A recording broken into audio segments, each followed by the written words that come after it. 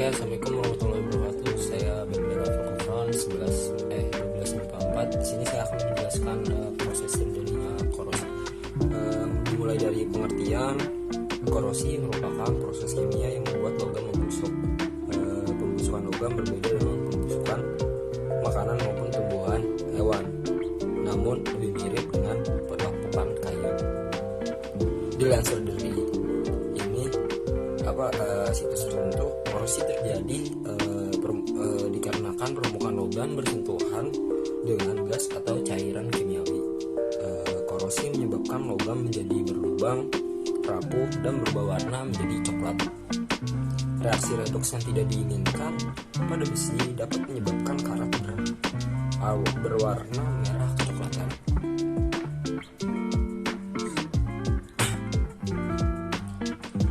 Bahwa cekungan.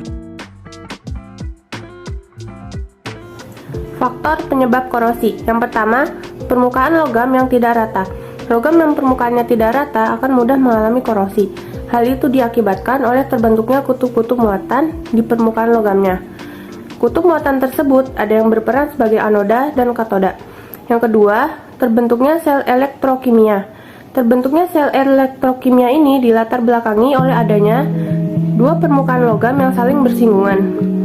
Jika permukaan logam yang bersinggungan memiliki perbedaan potensial elektroda, maka akan terbentuk sel elektrokimia. Saat terbentuk sel elektrokimia, logam dengan potensial elektron lebih rendah akan melepaskan elektron, sehingga terjadi oksidasi. Yang ketiga, ada air dan kelembapan udara.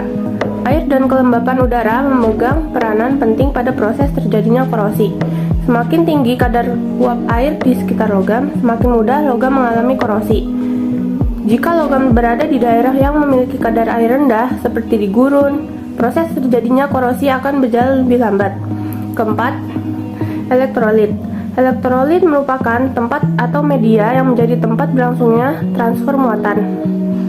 Hal itu mengakibatkan oksigen di udara lebih mudah mengikat elektron. Contohnya air hujan yang bersifat asam dan air laut yang bersifat asin, mampu menjadi media pemercepat korosi. Cara mencegah korosi. Ada berbagai cara yang dapat kita lakukan untuk mencegah korosi. Di antaranya adalah sebagai berikut. Yang pertama, mengontrol atmosfer agar tidak lembab dan banyak oksigen.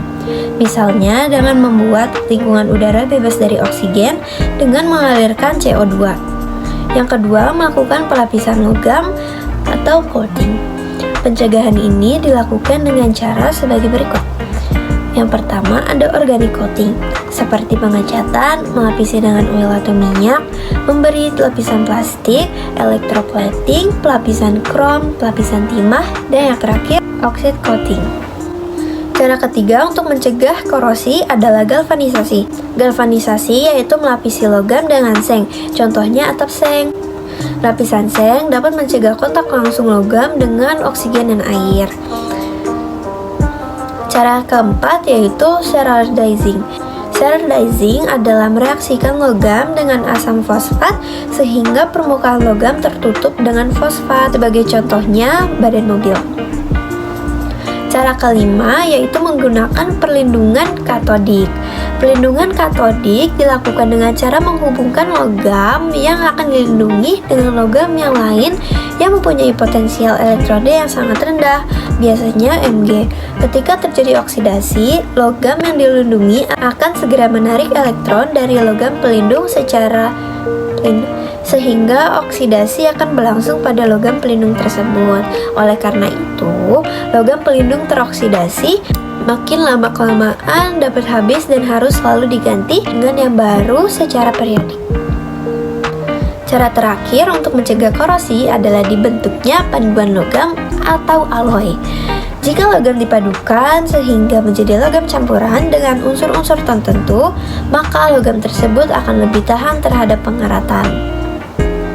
Sebagai contohnya adalah stainless steel, baja, perunggu, kuningan, monel, magnalum, dan lain-lain.